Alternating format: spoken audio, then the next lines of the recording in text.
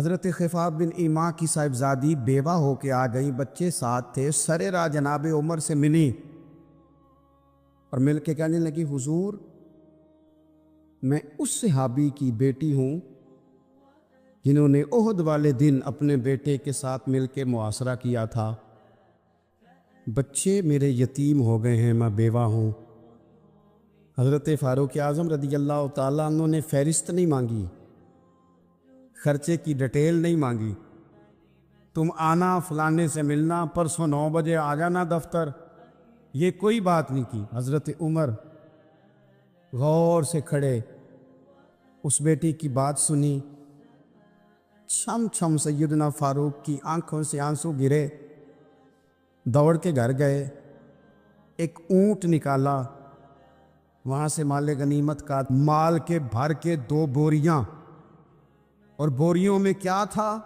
چاندی بھی تھی، نقدی پیسے بھی تھے، کچھ ضرورت کا سامان بھی تھا، غلہ بھی تھا، 2 بوریاں بھر کے اونٹ پہ رکھ کے کھول، لگام اس بیٹی کے ہاتھ میں تھما کے کا پتر سامان بھی تیرا ہے، اونٹ بھی تیرا ہے، اور یہ نہ سمجھنا یہی کچھ تجھے دیا ہے، جب یہ ختم ہوگا تو رب تیرے لیے اور بندوبست فرمائے گا۔ کیا مانا؟ کہ ڈیوٹیاں لگا دی گئی ہیں، ہمیں پتہ ہے یہ سامان کب تک ختم ہو جائے گا، پیسے کب تک ختم ہو جائیں گے، تیرے لیے میں نے نئے حکم بھی جاری کر دیے ہیں۔ ایک شخص نے کہا حضور ایک بیوہ کو آپ نے کچھ زیادہ ہی نہیں دے دیا؟ کہا ایک ہی خاتون کو آپ نے اتنا نہیں دے دیا؟ تو حضرت عمر ناراض ہو گئے، فرمانے لگے تجھے تیری مار ہوئے، میری نظروں میں آج بھی وہ جلوہ موجود ہے جب اس کا باپ اور بھائی میدان احد میں کافروں کے خلاف لڑائی کر رہے تھے، آج تک میری نظر میں موجود ہے، تو کہتا ہے میں نے زیادہ دے دیا۔ عزیز دوستو، عرب شریف کے اندر بے شمار مسائل تھے، بت پرستی، عقیدے کا بگاڑ سب سے بڑا مسئلہ تھا۔ اس کے بعد پھر عورتوں پر ظلم ہے، غلاموں کو بیچا جاتا ہے، لوگ ایک دوسرے کے حقوق غصب کرتے ہیں، ڈھیروں مسائل تھے، اور صدیاں بیت گئیں۔ حضرت عیسیٰ علیہ السلام کے بعد آسمان سے کوئی وحی نہیں آئی، زمین و آسمان کا رابطہ نہیں ہوا، بے شمار مسائل تھے جن پر فوری اصلاح کی ضرورت تھی۔ لیکن جو پہلی وحی آئی ہے نا غار حرا میں، جو صدیوں بعد زمین کا آسمان کا آپس میں پہلا رابطہ ہوا ہے، وہ نہ تو بظاہر عقیدہ توحید پر ہے، نہ عورتوں کے حقوق کی بات کرتی ہے، نہ غلاموں کی بات کرتی ہے۔ جو پہلی وحی نازل ہوئی ہے وہ وحی یہ کہتی ہے کہ اقرأ بسم ربک الذی خلق، پڑھو اپنے رب کے نام سے جس نے پیدا کیا ہے۔ جو پہلی وحی نازل ہوتی ہے وہ یہ کہتی ہے کہ اپنے رب کے نام سے پڑھو۔ معنی کیا ہے؟ کہ پڑھو گے نا اللہ کے نام سے، کتاب و سنت کو پڑھو گے تو عقیدہ توحید بھی ٹھیک ہو جائے گا، عورتوں کے حقوق کی بھی سمجھ آ جائے گی۔ یہ جو سٹیج پہ دوست بیٹھے انہیں موبائل نہیں چلانا چاہیے، ان کے لیے تو بالکل درست نہیں ہے۔ اللہ سلامت رکھے آپ حضرات کو۔ توجہ تقسیم ہوتی ہے نا، سامنے والے تو آپ کو دیکھتے ہیں، توجہ تقسیم ہوتی ہے، آپ مہربانی فرمائے صرف سنیں، نیچے چلے بیٹھے ہیں ان کا معاملہ ہو رہا ہے۔ بھائیوں، پہلی وحی جو نازل ہوتی ہے وہ علم کی بات کرتی ہے۔ تعلیم اتنی بڑی روشنی ہے جس کی وجہ سے سارے اندھیرے ہی ختم ہو جاتے ہیں۔ بعض اوقات نا اندھیرے زیادہ ہوتے ہیں اور اس اندھیرے کی وجہ سے موذی بھی زیادہ جمع ہو جاتے ہیں۔ کسی کمرے میں اندھیرا ہو تو سانپ بھی آ گیا، بچھو بھی آ گئے، چھپکلیاں بھی آ گئیں۔ اب اگر آپ اندھیرے میں ان سب کو مارنا چاہیں گے تو نہیں مار سکیں گے، ہاتھ نہیں آئیں گے، تکلیف ہوگی۔ ان سارے موذی جانوروں سے بچنے کا بہترین حال یہ ہے کہ کمرے میں اجالا کر دیں۔ آپ کے لائٹ جلاتے ہی بہت سارے جانور تو ویسے ہی بھاگ جائیں گے، مارنے ہی نہیں پڑیں گے۔ تو یاد رکھیے کہ اندھیرا کفر کا ہو، شرک کا ہو، ظلم کا ہو، جبر کا ہو، اس کا علاج کیا ہے کہ علم کا چراغ روشن کر دو۔ علم کی روشنی آپ کو پتہ ہے جو جاہل پیر ہوتا ہے نا، وہ اپنے آستانے پہ مدرسہ نہیں بناتا۔ کیوں؟ کہ جو پرانے وڈیرے ہوتے تھے نا، الا ماشاءاللہ سارے نہیں، لیکن جو پرانے وڈیرے ہوتے تھے وہ اپنے گاؤں میں اسکول نہیں بننے دیتے تھے۔ جو جاہل تھے وہ کیوں نہیں بننے دیتے تھے؟ وہ کہتے تھے اگر غریبوں کے بچے پڑھ گئے تو ہماری بھینسوں کو چارہ کون ڈالے گا؟ پڑھنے نہیں دیتے تھے۔ جاہل پیر اپنے آستانے پر مدرسہ نہیں بننے دیتا، اس کو پتہ ہوتا ہے اگر یہ بچے پڑھ گئے تو مجھے پیر کون مانے گا، میرا تو سودا ہی جہالت کی وجہ سے بکتا ہے، اگر یہ پڑھ گئے تو پھر مجھے تھوڑی مانیں گے، ان کو سمجھ آ جائے گی کتاب و سنت کیا کہتی ہے۔ علم کی روشنی، کتاب و سنت کا علم، یہ آپ کو باطنی طور پر توانا کرتا ہے۔ یہ دور آیا ہے لوگ موٹیویٹ ہونا چاہتے ہیں، اس کے لیے موٹیویشنل اسپیکرز کے پاس جاتے ہیں کہ مجھے قائل کر دیا جائے۔ میاں بیوی کے باہمی معاملات ایک بہت بڑا اور اہم ایشو ہوتا ہے۔ آپ کو پتہ ہے کسی گھر کے اندر گھر بھی کشادہ ہو اور اولاد بھی ہو، ساری نعمتیں موجود ہوں، لیکن میاں بیوی کا پیار نہ ہو، اس گھر میں رہا نہیں جا سکتا۔ ساری آسانیوں کے باوجود اس گھر میں اذیت ہوتی۔ اب اس پر کتابیں لکھی جاتی ہیں، اب تو باقاعدہ سیشن ہونے لگے ہیں، لوگ موٹیویٹ ہوتے ہیں کہ حقوق کا پتہ چلے، ایک دوسرے کے ساتھ گزارا کیسے کرنا ہے۔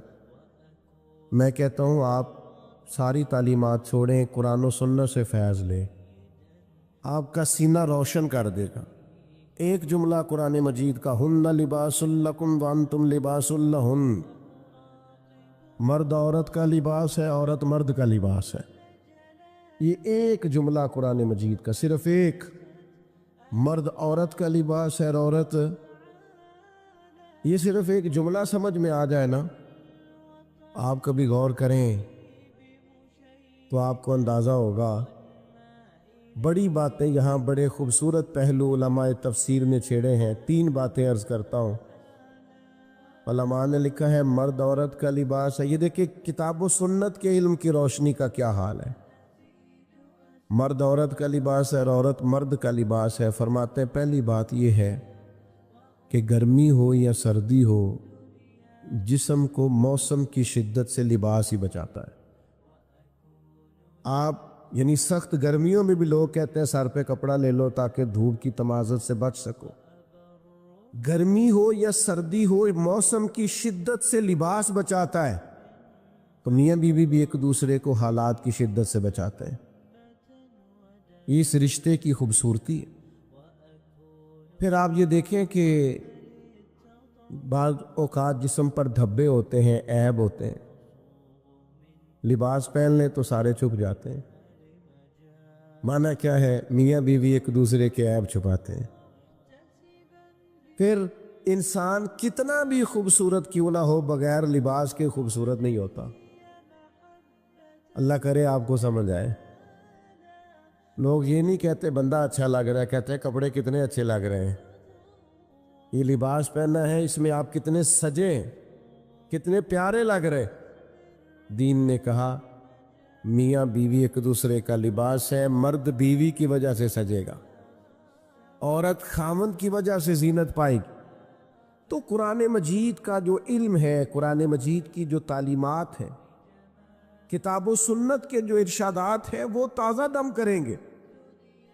جب تک امت قرآن مجید سے رہنمائی لے گی، جب تک امت قرآن مجید کی طرف رغبت کرے گی، حدیث پاک کی طرف توجہ کرے گی، یہ آسان زندگی گزارے گی۔ لیکن ہم نا برکت کے لیے تو قرآن مجید پڑھتے ہیں، نئی دکان شروع کرتے ہیں، لوگ تلاوت کراتے ہیں نا وہاں، کس لیے؟ تلاوت تو اس لیے کرانی چاہیے تھی کہ میں دکان اس طرح چلاؤں گا جس طرح قرآن بتاتا ہے، میں اس طرح تجارت کروں گا جو احکامات، اس لیے کرانی چاہیے تھی نا۔ لیکن عجیب فلسفہ ہے نا، قرآن پڑھایا جا رہا ہے دکان پہ، اور اگر کام سارے وہ ہوں جو قرآن مجید کی تعلیم کے مخالف ہے تو برکت آئے گی قرآن پڑھنے سے؟ آپ تجارت اس طرح کریں جو تعلیم قرآن ارشاد فرماتا ہے، آپ صرف برکت دیکھیں جی میں نے نیا مکان بنایا ہے تو قرآن پڑھا لو، کس لیے؟ آپ یہ بتائیں کہ آپ نے مکان اسی طرح بنایا نا حلال پیسوں کا جو قرآن بتاتا ہے، آپ اس میں زندگی اسی طرح گزاریں گے جو قرآن تعلیم دیتا ہے؟ تعلیم قرآن کے مطابق قرآن کہتا ہے یا ایھا الذین آمنوا قوا انفسکم واہلیکم نارا،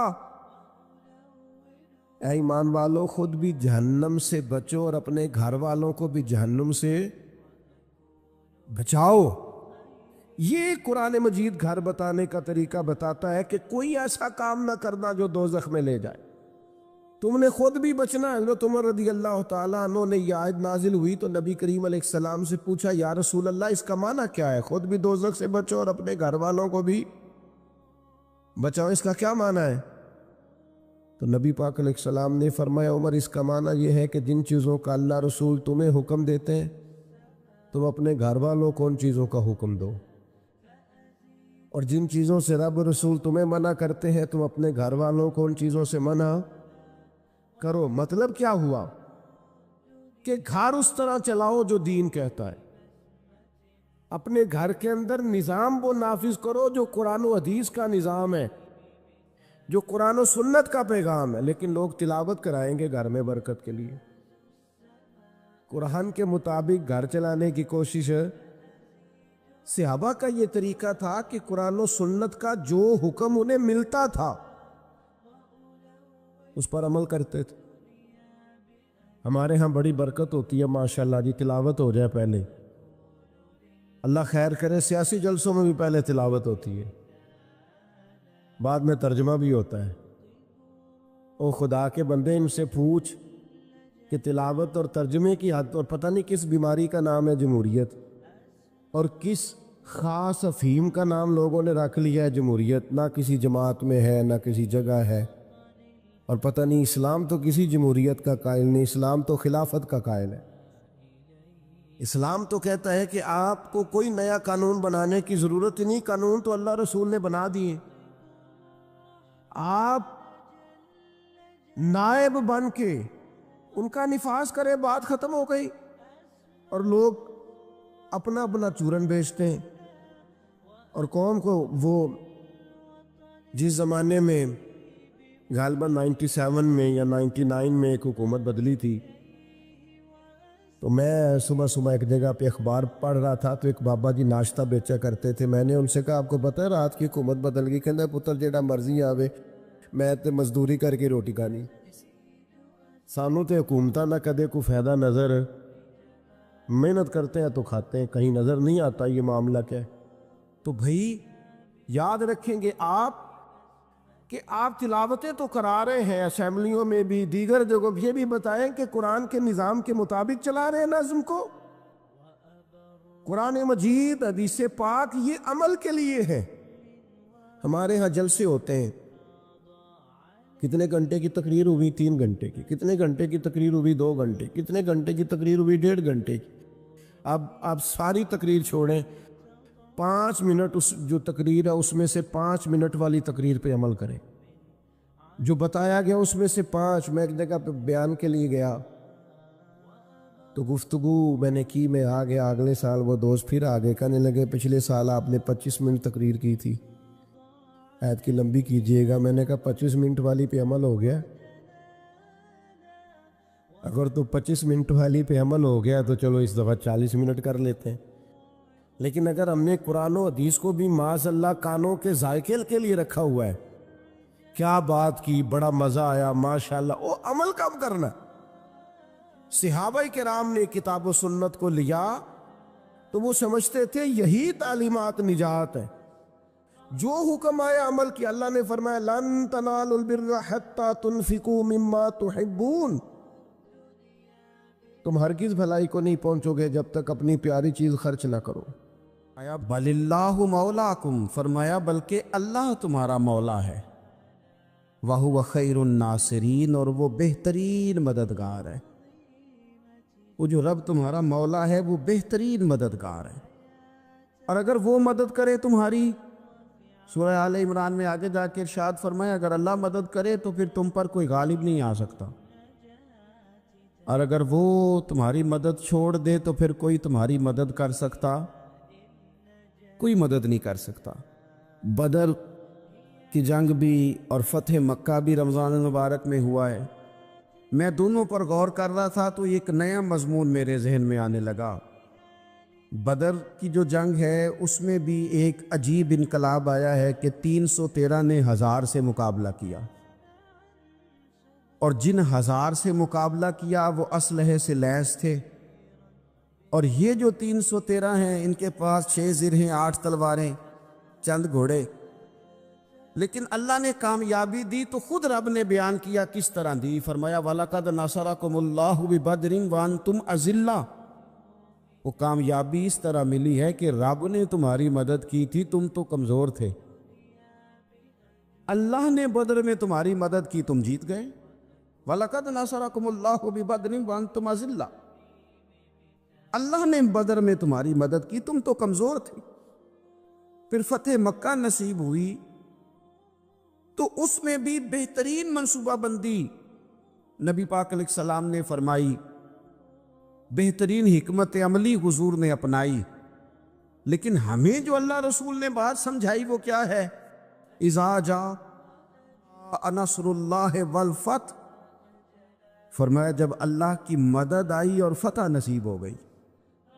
یہ اللہ نے مدد فرمائی تمہاری، یہاں بھی فتح مکہ بھی اللہ کی مدد سے، جنگ بدر بھی اللہ کی مدد سے۔ وہ جو مدد ہے اللہ تعالیٰ کی، جب وہ ہم یہ کرتے ہیں کہ ہم اپنی ساری زندگی سیاست کی نظر کر دیں، ہماری سیاست صرف ملک میں نہیں ہوتی، ہماری سیاست خاندان میں بھی ہوتی ہے، ہم گھر کے اندر بھی سیاست کرتے ہیں، ہم کسی خاص طریقے سے لوگوں کو اپنے پیچھے چلانا چاہتے ہیں، ہم ایک خاص اسلوب اختیار کرتے ہیں کہ لوگ ہمارے پیچھے چلیں۔ اس کا نقصان ہمیں یہ ہوتا ہے کہ سیاست جو ہوتی ہے یہ شطرنج کے پھیر پھیر کی طرح ہوتی ہے، تو اس کے راز بڑی جلدی کھلنے لگ جاتے ہیں، پتہ چل جاتا ہے کہ بندہ مخلص نہیں تھا، سیاست کر رہا تھا، طریقے سلیقے سے اس نے جوڑ کے رکھا ہوا تھا۔ ہم ہر جگہ سیاست کے بل بوتے پر چیزوں کو لے کے چلنا چاہتے ہیں، سیاستیں ناکام ہو جاتی ہیں، سیانے لوگ فیل ہو جاتے ہیں، بچتا صرف وہی ہے جس کے پیچھے رب تعالیٰ کی مدد شامل حال ہوتی ہے۔ اپنی زندگی کے اندر ہم جو کچھ بھی کر رہے ہیں، جس شعبے سے بھی ہمارا تعلق ہے، آج ہم نے اس بات پہ غور کرنا ہے کہ پہلے تو یہ غور کر لیں کہ جو کام ہم کر رہے ہیں کیا وہ کام ایسا ہے کہ اس میں اللہ کی مدد ہمیں ملے گی؟ اگر آپ کوئی معاذ اللہ ناجائز کام کر رہے ہیں، فعل حرام کا ارتکاب کر رہے ہیں، تو اس میں تو مدد الہی آئے گی نہیں۔ پہلے تو یہ دیکھیں جو کر رہے ہیں وہ کام مدد الہی والا ہے، اور اگر اللہ تعالیٰ کی مدد والا وہ کام ہے پھر اس پر غور کریں کہ کیا ہم نے مالک سے مدد کا سوال کیا ہے، ہمیں مدد میسر آ رہی ہے۔ وہ میں نے بزرگوں سے ایک بات سنی تھی، وہ بڑی یاد رہ گئی۔ وہ فرمایا کرتے تھے قابلیت بھی بڑی چیز ہے لیکن قبولیت سب سے بڑی چیز ہے۔ قابل ہونا بھی بڑی بات ہے لیکن زیادہ بڑی بات یہ ہے کہ اس کی بارگاہ میں قبول بھی ہے کہ نہیں۔ اپنی زندگی میں اللہ کی مدد کی طرف بڑھیں، مالک کی مدد کا حصول اختیار کرنے کی کوشش کریں، اللہ کے ساتھ اپنے آپ کو جوڑیں۔ اگر اللہ کی مدد نصیب ہو، یہ جو ہم جتنا ڈرتے رہتے ہیں، سہ میں رہتے ہیں، پریشان رہتے ہیں کوئی کیا کر دے گا، ہمارے ہاں نا ہر شعبے میں معاذ اللہ ایک مافیا ہے، الا ماشاء اللہ۔ وہ مافیا کہتا ہے میرے ساتھ ملو گے تو میں چلنے دوں گا ورنہ میں نہیں چلنے دوں گا، مارکیٹ میں آ ہی نہیں سکتا فلانا بندہ کیونکہ یہاں ہمارا قبضہ ہے۔ اور میرے بھائی پھر بہت سارے لوگ جن کی نیتیں اور ارادے بڑے اچھے ہوتے ہیں شروع میں، وہ بھی اس مافیا کا شکار ہو جاتے ہیں اور ان کے رنگ میں رنگ جاتے ہیں۔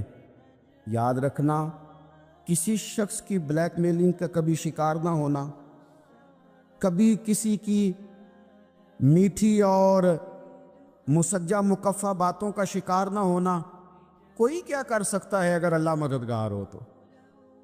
جس کو رب کریم اٹھانا چاہے اسے کوئی گرا سکتا ہے؟ ہم یہ ڈرے ڈرے سہمے سہمے پریشان پریشان فیصلہ کرنے کی طاقت نہیں، مجھے چلنا چاہیے کہ نہیں، اٹھنا چاہیے کہ نہیں، کرنا چاہیے، اٹھ باندھ کمر کیوں ڈرتا ہے؟ پھر دیکھو خدا کیا کرتا ہے۔ حضرت عبداللہ ابن عباس فرماتے ہیں میرے نبی پاک علیہ السلام نے میری تربیت فرمائی، حضور نے میری تربیت فرمائی، اور محبوب پاک علیہ السلام نے فرمایا عبداللہ یاد رکھنا، یہ نوجوان دوست میری بات لکھ لیں، پریشان لوگ میری بات لکھ لیں، جن کے پاس قوت فیصلہ نہیں وہ اس بات کو لکھ لیں۔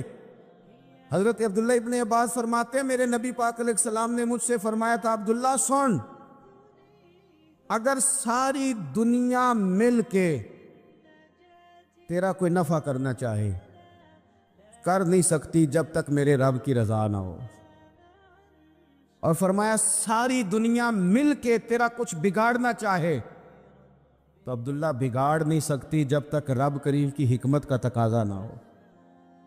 لوگوں سے ڈرنا، لوگوں کی طرف دیکھنا، ماحول دیکھ کے اپنے راہ کا تعین کرنا، ہر بندے کے خیالات کے مطابق ڈھلنے کی کوشش کرنا، فلانا نہ ناراض ہو جائے، فلانا نہ ناراض ہو جائے، وہ جس نے ہونا ہو جائے، بس رب رسول ناراض نہ ہو۔ اپنی زندگی میں اپنے مالک کو مولا جان کے، بل اللہ مولاکم، اللہ تمہارا مولا ہے، وَهُوَ خَيْرُ النَّاصِرِينَ، وہ بہترین مددگار ہے۔ توجہ جب بھی کریں رب کی جانب کریں، اپنے دل کا قبلہ درست رکھیں، سوچوں کے زاویے سیدھے رکھیں۔ میرے بھائی، مالک جب بندوبست کر دے نا، جب مالک بندوبست کر دے، پھر ایسا بندوبست کرتا ہے کہ لوگوں کے پاس نا چارہ نہیں رہتا۔ حضرت مریم رضی اللہ تعالی عنہا پاک باز تھی، مسجد میں رہی تھی، پر مالک کی حکمت کے تقاضے بڑے عجیب ہیں نا۔ پھر جناب مریم کو اللہ تعالیٰ نے بغیر شوہر کے اولاد عطا کر دی۔ یہ بات یہ ایسی تھی، کسی نے کہا تھا کہ مخلوق تو فنکار ہے اس درجہ کے پل بھر میں سنگے در کعبہ سے بھی اصنام تراشے، تم کون ہو کیا چیز ہے داغ کبابی، لوگوں نے تو مریم پہ بھی الزام تراشے۔ تو لوگوں نے کہا کدھر سے لے آئی بچہ، تیرا باپ تو ایسا نہیں تھا، کہاں سے لے آئی؟ اللہ کرے میں آپ کو سمجھا سکوں، ذرا اپنے آپ کو وہاں کھڑا کریں کہ ایک پاک باز عورت، پاک باپ کی بیٹی، طیب ماں کی بیٹی، اور اللہ کے گھر میں پرورش پانے والی خاتون، ایک وہ وقت اور ایک یہ وقت کہ اس عورت کو کٹہرے میں کھڑا کر کے پوچھا جا رہا ہے کہ معاذ اللہ تیری گود میں بچہ جائز نہیں ہے، کہاں سے لائی ہے؟ اب خود سے صفائیاں بندہ کتنی کو دے، کتنی کو وضاحتیں کرے؟ اور میں نے تو اپنی زندگی میں دیکھا ہے زیادہ وضاحت دینے والے کو بھی لوگ جھوٹا سمجھنے لگ جاتے ہیں، زیادہ وضاحت دینے پر بھی لوگ کمزوری کا اظہار سمجھتے ہیں کہ کمزور پڑ گیا۔ آپ صلح کی کوشش کرتے ہیں، سامنے والا بزدل سمجھ لیتا ہے، زیادہ وضاحتیں بھی کمزور کر دیتی ہیں۔ اب حضرت مریم کو کٹہرے میں کھڑا کر کے کہا بچہ کس کا ہے؟ تو پھر خدا بندوبست جب کرے، اللہ جب مددگار ہو، تو پھر حضرت مریم کی گواہی درختوں سے نہیں دلوائی، اس نے پتوں سے نہیں دلوائی، پھر فرشتے نہیں بھیجے۔ حضرت مریم کہنے لگی مجھ سے نہ پوچھو، وہ جو پنگوڑے میں ہے اسی سے پوچھ لو، ان سے پوچھو نا، وہ کون ہے پوچھ لو، ان سے کر لو سوال۔ انہوں نے کہا پنگوڑے میں چند دنوں کا بچہ یہ جواب دے گا؟ مددگار تھا رب، ان کی برات کا اعلان کرنا تھا مالک نے، اور جب مالک اعلان کر دے، جب مالک تیری صفائی دینا چاہے، جب مالک تجھے دنیا کے سامنے نکھارنا چاہے، تو پنگوڑے میں لیٹے حضرت عیسیٰ بول کے کہنے لگے انی عبد اللہ آتانی الکتاب، فرمایا میں اللہ کا بندہ ہوں، رب نے مجھے کتاب عطا کر کے نبی بنا کے دنیا میں بھیجا ہے۔ میں اللہ کا بندہ ہوں، کتاب لے کے آیا ہوں، نبی بن کے آیا ہوں۔ پھر پنگوڑے سے اعلان ہو گیا، پھر بچہ بول پڑا، اور یہ ایک دفعہ نہیں بات ہوئی۔ یہ بنی اسرائیل میں ایک جریج نام کے شخص بھی تھے جو نماز پڑھ رہے تھے، بعض نے لکھا ہے نفل نماز تھی، اماں نے پکارا تو آئے نہیں، تو ماں کے منہ سے نکل گیا تو اتنی دیر تک مرے گا نہیں جب تک کسی بے حیا عورت کا منہ نہ دیکھ لے۔ تو وہ عبادت گزار تھے، لیکن لوگوں نے ان کی عبادت، ریاضت، پرہیزگاری کو نہیں دیکھا، بس ایک عورت کو بھیج کے الزام لگوا دیا۔ وہ عورت آیا جایا کرتی تھی، اب آ جاتی ہیں عورتیں، مسئلہ پوچھنے کی نیت سے بھی آ جاتی ہیں۔ ماحول میں کچھ جگہ ایسی بھی ہیں جہاں عورتیں دم کرانے کے بہانے آ جاتی ہیں۔ وہ خاتون آتی جاتی تھی، اس خانقاہ پہ، آستانے پہ، یہ بخاری میں موجود ہے، پھر اس نے کہا میری گود میں جو بچہ ہے یہ انہی کا ہے۔ مجھے بتائیں کیسے بندہ وضاحت دے؟ حالات خراب ہو گئے، لوگ کٹیا جلانے لگے، ماحول اور طرح کا بن گیا۔ میرے نبی پاک علیہ الصلوۃ والسلام فرماتے ہیں پھر اس رب کے بندے نے کہا مالک تو کریم ہے، تیری مشیت کا تقاضا آیا جو میری ماں نے جملے بولے تھے، پر اب میں وضاحت دینے کے قابل نہیں رہا، اب تو ہی کرم کرے گا تو دروازہ کھلے گا۔ تو وہ چند دنوں کا بچہ پنگوڑے میں بول کے کہنے لگا میں اس درویش کا نہیں، میں تو فلانے چرواہے کا بچہ ہوں، وہ جو بکریاں چراتا ہے۔ رب کی مدد کو پکارے، اپنے ساتھ اپنے مالک کی مدد کو شامل کریں، تھوڑے رزق پر بھی گزارا اچھا ہونے لگ جائے گا۔ سارے لوگ آپ کو گرانے کی تدبیریں کر رہے ہوں گے اور مالک آپ کو عزتیں عطا فرما دے گا، اس کی بارگاہ سے حکمت کا تقاضا اور ہو جائے گا۔ ہم نے ساری زندگی لوگوں کو راضی کرنے میں گزار دی، ساری زندگی بڑھاپا آ گیا بچوں کو پالتے، اور بچوں نے آخری عمر میں کہہ دیا ابا اگر کوئی ڈھب کا کام کر لیتے تو آج ہمارے دن بھی پھر نہ جاتے۔ ساری زندگی گزار دی بہن بھائیوں کو راضی کرنے میں، ساری زندگی گزار دی ذمہ داریاں اٹھانے میں، ان کو 99 دفعہ دیا، ایک دفعہ نہیں دیا تو انہوں نے کہہ دیا تو نے تو کبھی دیا ہی نہیں، تو تھا ہی نہیں۔ ساری زندگی محلے داروں، علاقے والوں کو راضی کرنے میں گزار دی، اور میں نے ایسے لوگ بھی دیکھے دین کے لیے وقت گزارا، لیکن جب بڑھاپے میں دانت کام نہ کرتے تھے تو وقت کے مفتیوں کو بھی مسجدوں کی کمیٹیوں نے کہہ دیا اب آپ کی سمجھ نہیں آتی، ہم نے خطیب کو یور رکھنا ہے، نہ دیکھو دنیا کی طرف، دنیا رلا دیتی ہے، نہ راضی کرو بندوں کو، بندے تھکا دیتے ہیں، نہ پیچھے بھاگو ہر وقت دنیا داروں کے، یہ انسان کو کمزور کر دیتے ہیں، وہ تو کریم ہی بڑا ہے،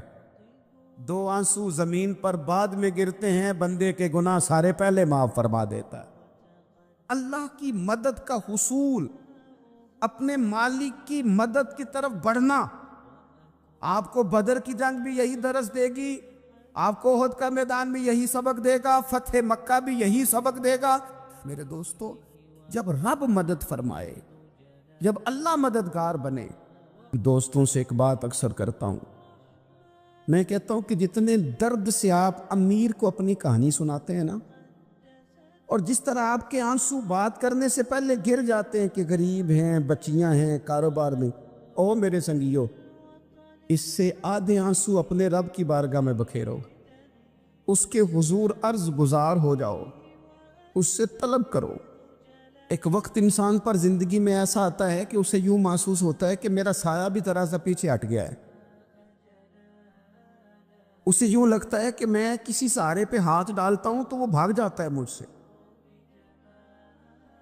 لیکن مالک کی بارگاہ ایسی عظیم بارگاہ ہے، رب رسول کے آستانے اتنے بڑے ہیں کہ آپ جب وہاں کشکول طلب دراز کرتے ہیں تو جھولی پھیلانے میں دیر لگتی ہے، ان کو بھرنے میں تو کوئی دیر نہیں لگتی۔ ہم نے اپنا سوچ کا قبلہ ہی دنیا کو بنا لیا ہے۔ یہ جو اللہ والوں کی مدد ہے یہ تو اللہ ہی کی مدد ہے، لیکن یہ جو سیٹھوں کی طرف توجہ کرنا، نوابوں کی طرف توجہ کرنا، دنیا داروں کی طرف توجہ کرنا اور اپنا مزاج اس طرح کا بنا لینا، یارو گردن کو جھکا دیتا ہے خیرات کا پتھر، جہاں میں مانگنے والوں کے سر کبھی اونچے نہیں ہوتے۔ اور اقبال کہتے ہیں غیرت ہے بڑی چیز جہان تگ و دو میں، پہناتی ہے یہ فقر کو تاج سردارا۔ میں عرض کروں گا کہ اپنی آپ جب توجہ کا قبلہ اللہ رسول کو بنائیں گے تو رب فرماتے وَيَرْزُقْهُ مِنْ حَيْثُ لَا يَحْتَسِبُ، میں نہ تجھے وہاں سے رزق دوں گا جہاں سے کبھی تیرا گمان بھی نہیں کیا ہوگا، کہ یہاں سے بھی مل سکتا ہے، تو نے سوچا بھی نہیں ہوگا۔